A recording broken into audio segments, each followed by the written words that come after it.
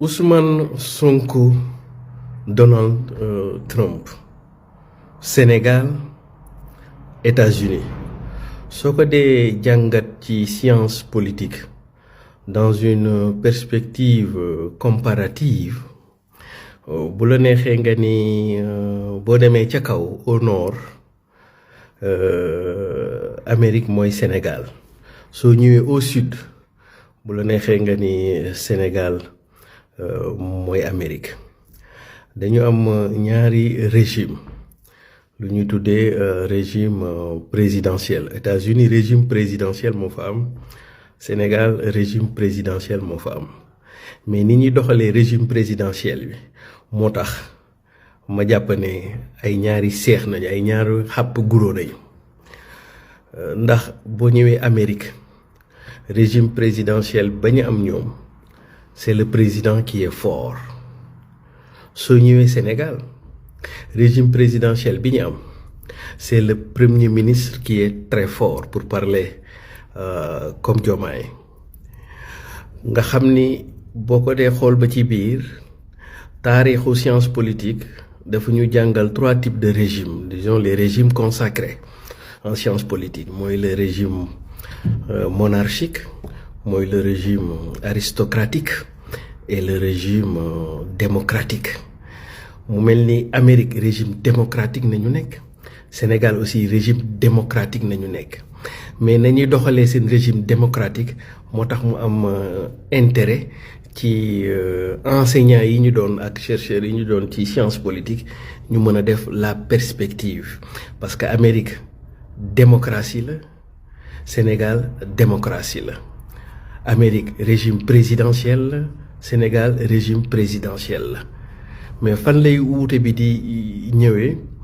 mooy Trump nu mu commencé doxalee nii moom ak i gaayam dafa mel ni dafa samp benn tànk ci démocratie sampat beneen tànk ci aristocratie et donc on pourrait l'appeler une forme de démocratie aristocratique maanaam Trump ak ay ñoom Vance ñoom Elon Musk et cetera boo ñëwee Sénégal nag da ngay mel ni da ngay am benn démocratie mais une démocratie populaire pour parler comme Diomaye qui demande au peuple de faire la pression sur le ministre de la Justice. Ousmane Sonko est dans la révolution. Donald Trump est dans la contre-révolution.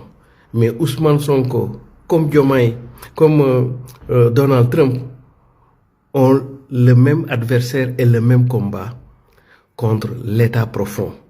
qu'on appelle aux États-Unis the Deep State. Merci beaucoup. Ousmane Sonko, Donald Trump, Sénégal, États-Unis. soo ko dee jàngat ci science politique dans une perspective comparative bu la neexee nga ni boo demee ca kaw au nord Amérique mooy Sénégal soo ñëwee au sud bu la neexee nga ni Sénégal mooy Amérique dañu am ñaari régime lu ñu tuddee régime présidentiel États-Unis régime présidentiel moo fa am Sénégal régime présidentiel moo fa am mais ni ñuy doxalee régime présidentiel bi moo tax ma jàpp ne ay ñaari seex nañu ay ñaari xàpp guro nañu ndax boo ñëwee Amérique régime présidentiel ba ñu am ñoom c'est le président qui est fort soo ñëwee Sénégal régime présidentiel bi ñu am c'est le premier ministre qui est très fort pour parler comme Diomaye nga xam ni boo ko dee xool ba ci biir taarixu science politique dafa ñu jàngal 3 types de régimes disons les régimes consacrés en science politique mooy le régime monarchique mooy le régime aristocratique et le régime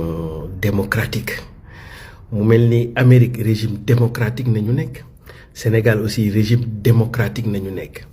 mais nañuy doxalee seen régime démocratique moo tax mu am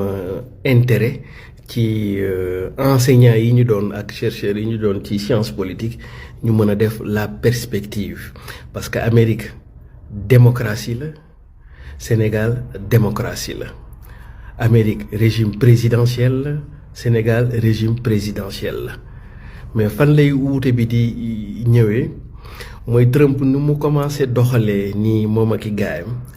dafa mel ni dafa samp benn tànk ci démocratie sampat beneen tànk ci aristocratie et donc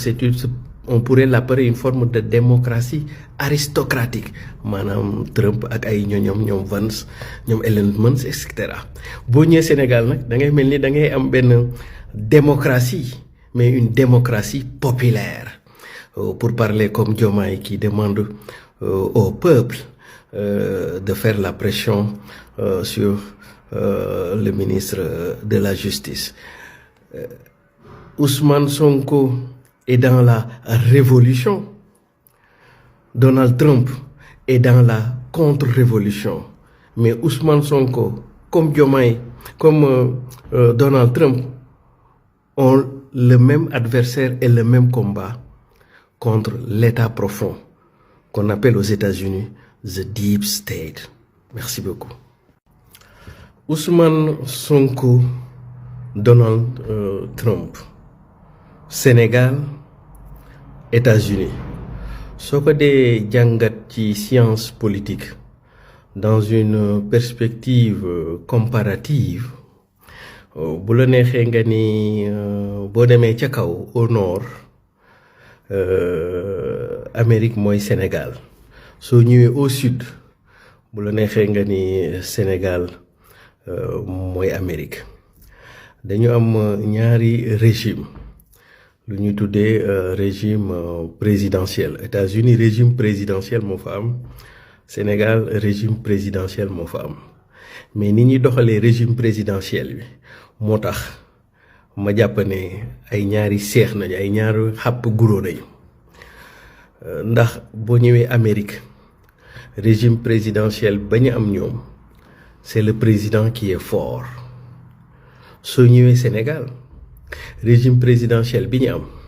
c'est le premier ministre qui est très fort pour parler comme Diomaye nga xam ni boo ko dee xool ba ci biir taarixu science politique dafa ñu jàngal 3 types de régimes disons les régimes consacrés en science politique mooy le régime monarchique mooy le régime aristocratique et le régime démocratique mu mel ni Amérique régime démocratique nañu nekk Sénégal aussi régime démocratique nañu nekk mais nañuy doxalee seen régime démocratique moo tax mu am intérêt ci enseignants yi ñu doon ak chercheurs yi ñu doon ci science politique ñu mën a def la perspective parce que Amérique démocratie la Sénégal démocratie la Amérique régime présidentiel la Sénégal régime présidentiel la mais fan lay wuute bi di ñëwee mooy Trump nu mu commencé doxalee nii moom ak i gaayam dafa mel ni dafa samp benn tànk ci démocratie sampat beneen tànk ci aristocratie et donc on pourrait l'appeler une forme de démocratie aristocratique maanaam Trump ak ay ñoom Vance ñoom Elon Musk et cetera boo ñëwee Sénégal nag da ngay mel ni da ngay am benn démocratie mais une démocratie populaire pour parler comme Diomaye qui demande au peuple de faire la pression sur le ministre de la Justice. Ousmane Sonko est dans la révolution. Donald Trump est dans la contre-révolution. Mais Ousmane Sonko, comme Diomaye, comme Donald Trump, ont le même adversaire et le même combat contre l'État profond, qu'on appelle aux États-Unis the Deep State. Merci beaucoup.